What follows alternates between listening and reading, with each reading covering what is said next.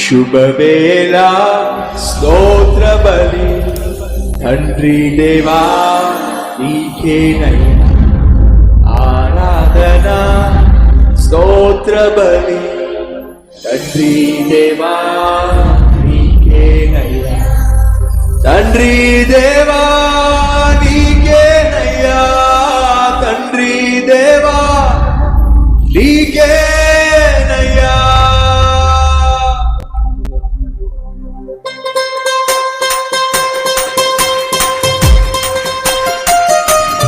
గట్టిగా చెప్పండి కొట్టు.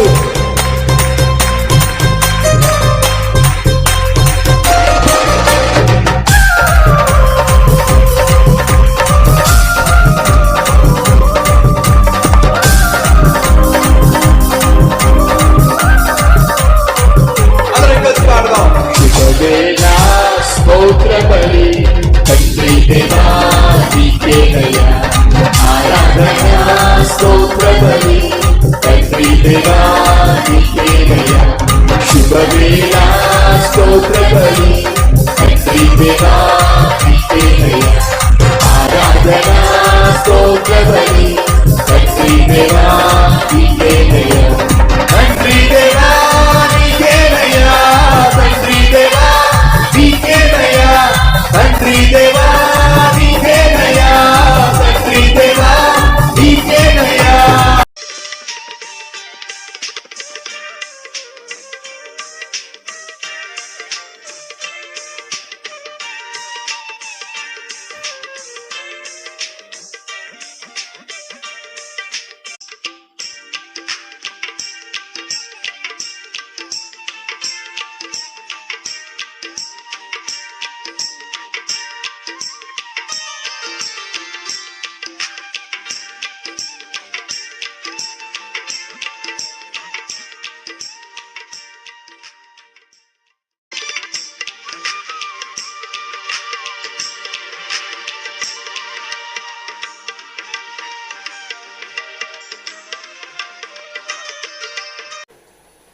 షద్రక్ మెషక్ అబేద్నెగోను తీసుకుని వెళ్ళి భయంకరమైన ఫర్నెస్ లో పడేశారు. ఏం జరిగింది?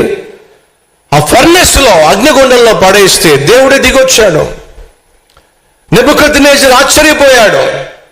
మనం ముగ్గురిని కదా అగ్నిగుండంలో వేసింది, మధ్యలో 4వ వాడు కనిపిస్తున్నాడు. ఆ 4వ వాడు దేవుని స్వరూపము కలవాడై కనిపిస్తున్నాడు. దేవుడు దిగొచ్చేశాడండి. సర్వోన్నతమైన దేవుణ్ణి సేవించే షద్రకు మెషకు అబేద్నెగో అను వారులారా బయటికి రండి. బయటకు వచ్చిన తరువాత నెబుకద్నెజరు ఇచ్చిన సాక్ష్యం ఏంటో తెలుసా? చూద్దాం రండి. దానియేలు గ్రంథము నెబుకద్నెజరు ఇచ్చిన సాక్ష్యము, ఇచ్చినటువంటి ప్రమోషన్ ఏంటో చూద్దాం రండి. 4వ అధ్యాయము లేక 3వ అధ్యాయము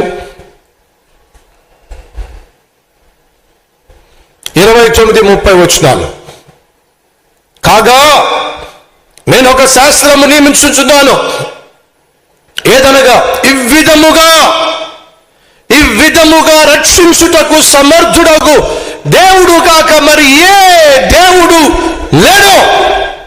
కాగా ఏ జనులలోనే గాని, రాష్ట్రములలోనే గాని, ఏ భాష మాట్లాడు వారిలో గాని షద్రకు మెషకు అబేద్నెగో అను వారి దేవుణ్ణి ఎవడు దూషించునో వాడు తుత్తినీయులుగా చేయబడును. వాని ఇల్లు ఎప్పుడునూ పెంట కుప్పగా ఉండును. అంతటి నుండి రాజు షద్రకును మెషకు అబేద్నెగో అను వారిని బబులోను సంస్థానములో చెప్పండి ఏముందో హెచ్చించెను. ఏం చేశాడు దేవుడు? ఇప్పుడు వాళ్ళ జీవితంలో ఎదుర్కొన్నటువంటి ఆ శ్రమ, ఎదుర్కొన్నటువంటి ఆ మరణగుండం, అగ్నిగుండం, వాళ్ళకు దేవుడు ఎందుకు అనుమతించాడో చెప్పండి. కాల్చేద్దామనా? బూడు చేసేద్దామనా? లేదండి, తన నామాన్ని మహిమపరుచుకోవాలని, తన బిడ్డలను ఆశీర్వదించాలని దేవుడు అనుమతించాడు. ఈ వాస్తవాన్ని మర్చిపోకండి. పాపము చేయడం వల్ల నువ్వు కొని తెచ్చుకున్న కష్టాలు ఉంటాయి. తప్పు చేయడం వల్ల నువ్వు కొని తెచ్చుకున్నటువంటి నష్టాలు ఉంటాయి. తాగి తందనాలు ఆడడం వల్ల కొని తెచ్చుకున్న రోగాలు ఉంటాయి. నేను మాట్లాడుతుంది వాటి గురించి కాదు. పాపిష్టి వాళ్ళు పాపిష్టి పని చేసిన పాపిష్టి పనులను బట్టి ప్రాయశ్చిత్తంగా పొందుకునేటటువంటి శిక్ష ఏదైతే ఉందో దాని గురించి నేను మాట్లాడట్లా. దేవుని బిడ్డగా జీవిస్తూ, దేవుడు ఆశించినట్టుగా జీవిస్తూ, దేవుని చిత్తానుసారంగా జీవిస్తూ, ఆయన అడుగు జాడల్లో నడుస్తూ, ఆయన బిడ్డగా నువ్వు జీవిస్తున్నప్పటికీ కూడా కొన్ని సందర్భాల్లో నీ జీవితంలో ఎదుర్కొంటున్న సమస్యలు ఎందుకు వస్తున్నాయో, ఏం చేయబోతున్నాయో అనే భయం నిన్ను ఆవరించినప్పుడు వినో, ఆనాడు ఏ రీతిగా షద్రక్ మెషక్ అబేద్నెగోను కాపాడిన దేవుడు ఈరోజు నిన్ను కూడా కాపాడుటకు సమర్థుడు. మర్చిపోవద్దు.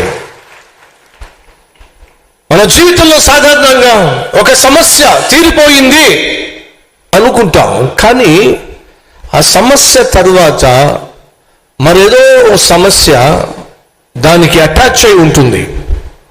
ఇందా చెప్పా కదా, పెళ్లి కాలేదు అనుకుంటూ దేవుణ్ణి అడుగుతున్న తర్వాత పెళ్లి ఘనంగా జరిగినప్పుడు అమ్మయ్య పెళ్లి అయిపోయింది అని చెప్పి ఇక అమ్మ నాన్న వెయిట్ చేస్తూ ఉంటారు. ఎప్పుడు శుభవార్త చెప్పిద్దా, మా అమ్మ ఎప్పుడు శుభవార్త చెప్పిద్దా, మా కోడలు ఎప్పుడు శుభవార్త చెప్తుందా వెయిట్ చేస్తూ ఉంటారు. 3 నెలలు అయింది, 5 నెలలు అయింది, 6 నెలలు అయింది, సంవత్సరం అయింది, 2 సంవత్సరాలు అయింది, 3 సంవత్సరాలు అయింది, పెళ్ళి అయ్యింది, కానీ పిల్లలు లేరు. ఇలా నీ జీవితంలో ఒక ఆశీర్వాదాన్ని పొందుకున్నప్పటికీ ఆ ఆశీర్వాదాన్ని సంపూర్ణంగా అనుభవించకుండా ఏదో ఒక సమస్య దానికి ముడిపడి ఉంటుంది. ఆ విషయాన్ని ఈరోజు మీతో పంచుకుంటున్నాను.